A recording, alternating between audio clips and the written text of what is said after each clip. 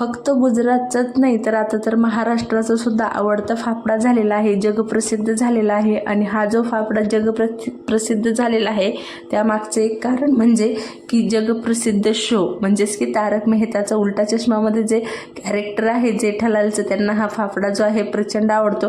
आणि मला तरी असं वाटतं की तिथूनच हा फाफडा जगप्रसिद्ध झाला असावा। तर इथे जे आहे एका वाटीमध्ये पाणी घेतलं, त्यानंतर एका वाटीमध्ये अर्धा चमचा थोडंसं कमी मीठ, त्यानंतर चिमूटभर हिंग, अर्धा चमचाला थोडंसं कमी जे आहे पापड खार आणि चिमूटभर हळद, त्यामध्ये 8 ते 10 चमचे पाणी घालायचं आहे।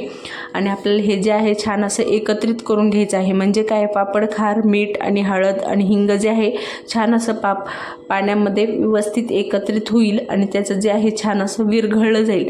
म्हणजे काय होतं, ज्यावेळेस आपण बेसन पिठामध्ये हे घालू ना तर हे लिक्विड फॉर्ममध्ये त्यामध्ये जाईल आणि पटकन एकत्रित होईल। त्यामुळे ही जी प्रक्रिया आहे अतिशय उत्तम आहे। तुम्ही एकदा अशा पद्धतीने नक्की ट्राय करा, अजिबात तुमचा फाफडा जो आहे फेल जाणार नाही। त्यानंतर ह्या दोन्ही वाट्या ज्या आहे आपण थोड्या वेळ साईडला ठेवूया। त्यानंतर इकडे एक परात घेतली, चाळणी घेतली आणि बेसन पीठ घेऊया।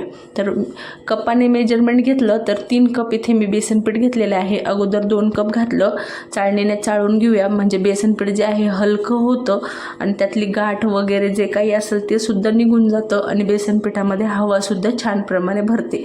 आणि याने काय होतं, आपला फाफडा जो आहे आणखीन हलका तयार होतो आणि बनवायला सोपा जातो। जसं की मी म्हणाले 3 कप बेसन पीठ घेतलेलं आहे, तर अगोदर 2 कप चाळून घेतलं, त्यानंतर हा 3रा कप। आता तुम्ही म्हणाल की वजनी प्रमाण काय आहे, तर वजनी प्रमाण जे आहे 200 ग्रॅम इथे मी बेसन पीठ घेतलेलं आहे। आता 200 ग्रॅमासाठी जे आहे हे प्रमाण परफेक्ट आहे। त्यानंतर अर्धा चमचा ओवा घेतला, छान असा हातावर क्रश करून घालूया। आता हा फाफडा बनवण्यासाठी ना बेकिंग पावडरची गरज आहे ना बेकिंग सोडाची, फक्त पापड खार असलं की हे जे आहे फाफडा तयार होतो। तर त्यानंतर जे आहे आपल्याला जे पाणी आपण व्यवस्थित एकत्रित केलेलं होतं, तुम्ही पाहू शकता मीठ वगैरे ते सगळं छान असं विरघळलं होतं, ते घालून घेतलं। त्यानंतर 1 पळी तेल घातलं। आता 1 पळी म्हटलं की आपली जी नॉर्मल पळी असते बघा ती घातली, नाहीतर मग तुम्ही आपले जे पोह्याचे चमचे असतात त्याने फक्त 2 चमचे तेल घाला। आता इथे जे आहे तेल खूप जास्त घालण्याची अजिबात गरज पडत नाही। त्याने काय होतं, आपण जर तेल जास्त घातलं तर आपला ढोकळा जो आपला जो फाफडा आहे तो तेल खूप जास्त शोषून घेतो ज्यावेळेस आपण तळतो आणि आपला फाफडा जो आहे तेलकट तयार होईल। त्यामुळे तेल जे आहे 200 ग्रॅम बेसनसाठी 2 चमचे तेल जे आहे अतिशय परफेक्ट प्रमाण आहे। त्यानंतर इकडे जे आहे आपण चमच्याने पाणी घालून अगोदर हे सगळं व्यवस्थित केलं आणि जसं लागेल ना तसं आपण चमच्यानेच पाणी घालायचं आहे आणि चमच्याने पाणी घालून जे आहे आपल्याला हार्ड पीठ जे आहे मळून घ्यायचं आहे। आता बेसन पीठ मळण्यासाठी जे आहे खूप जास्त पाण्याची अजिबात आवश्यकता लागत नाही, त्यामुळे पाणी जे आहे प्रमाणात घातलेलं आहे। आता हे बघा अशा पद्धतीने जे आहे एकत्रित करून घेतलं। आता इथे जे आहे थोडंसं पाणीचं प्रमाण जे आहे मला कमी वाटलं, त्यामुळे आणखीन थोडंसं पाणी आपण घालून घेऊया आणि परत एकदा छान असं मसळून घेऊया। आता पाणी घालताना थोडीशी सावधानी ठेवायची, कारण बेसन पिठामध्ये जर पाणी थोडं जरी जास्त झालं ना तर मग आपला जो फाफडा आहे तो फेल होऊ शकतो। त्यामुळे पाणी जे आहे आपल्याला चमच्याने घालायचं, नाहीतर तुम्ही म्हणाल की जास्त पाणी पडलं मग थोडंसं बेसन पीठ ॲड केलं तर काही नाही, पण असं नाही आहे। आपण ज्यावेळेस आणखीन बेसन पीठ यामध्ये ॲड करतो त्यावेळेस सगळं प्रमाण जे आहे आपलं चुकतं। त्यामुळं आपण पाणी घालताना व्यवस्थित घालायचं। आणि हे जे मी तुम्हाला प्रमाण सांगितलं जसं की मिठाचं, पापड खारचं, तर हे 200 ग्रॅमसाठीच परफेक्ट आहे। तुम्हाला जर त्यापेक्षा जास्त बनवायचं असलं तर त्याचं डबल बनवायचं असलं तर त्याचं डबल प्रमाण तुम्ही घेऊ शकता। जसं की आपण अर्ध्या चमच्याला कमी असं पापड खार घेतलं, ज्यावेळेस तुम्हाला 400 ग्रॅमचं बनवायचं असेल तर त्यावेळेस तुम्ही 1 चमच्याला थोडंसं कमी म्हणजे 1 चमच्याला थोडंसं कमी म्हणजे आपण जे म्हणतो पाऊण चमचा तसं घेतलं तरीसुद्धा चालेल। तर हे बघा अशा पद्धतीने इकडे जे आहे आपलं बेसन पीठ मळून झालेलं आहे। त्यानंतर 1 चमचा यावर मी तेल घातलेलं आहे। आणि आता हे बघा हे जे आहे आपलं पीठ अजिबात परफेक्ट नाही आहे फाफडा बनवण्यासाठी। तर इथे जे आहे महत्त्वाची एक ट्रिक आपण वापरणार आहोत, म्हणजे हे जे बेसन पीठ आहे आपलं छान असं स्ट्रेट म्हणजे जी थोडीशी त्यामध्ये जी आहे लवचिकता येईल असं आपल्याला हे बेसन पीठ तयार करायचं आहे. ज्यावेळेस आपण त्याला ओढू ताणू पिठाला तर तेच थोडंसं स्ट्रेच झालं पाहिजे, अशा पद्धतीने आपल्याला बनवायचं आहे. तर त्यासाठी ते काय केलं मी अगोदर 1 चमचा तेल घालून घेतलं. त्यानंतर अशा प्रकारे एखादी मुसळी घ्या किंवा मग बत्ता घ्या किंवा मग आणखीन काही असेल पीठ ठेचण्यासाठी तसं घ्या.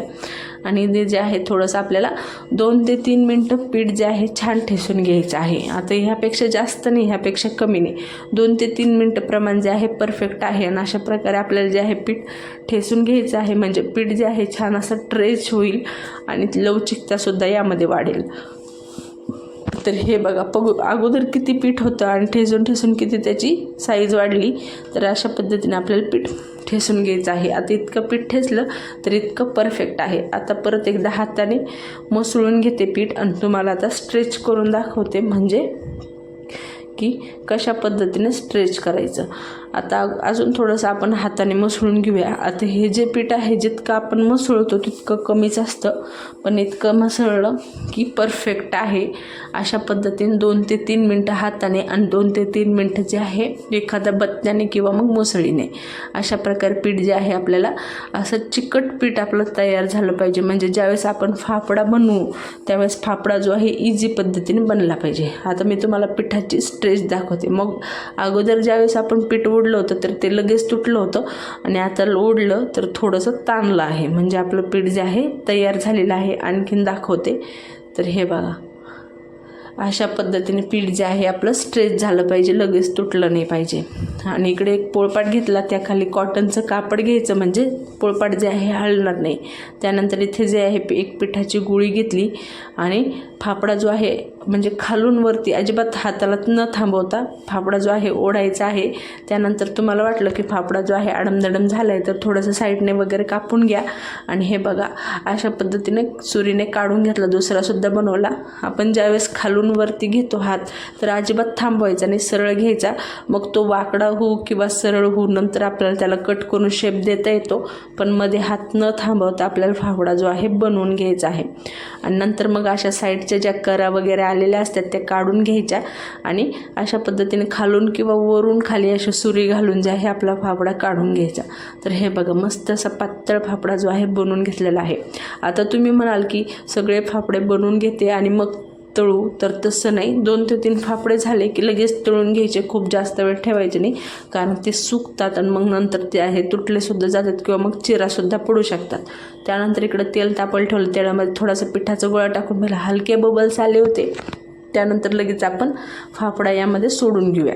तर मीडियम फ्लेमवर फाफडा तळायचा आहे, लो फ्लेमवर नाही तळायचा आणि हाय फ्लेमवर सुद्धा फाफडा तळायचा नाही. कारण लो फ्लेमवर तळल्यामुळे काय होतं, फाफडा जो आहे जास्त प्रमाणात तेल जे आहे शोषून घेतलो आणि हाय फ्लेमवर तळला की कच्चा राहतो.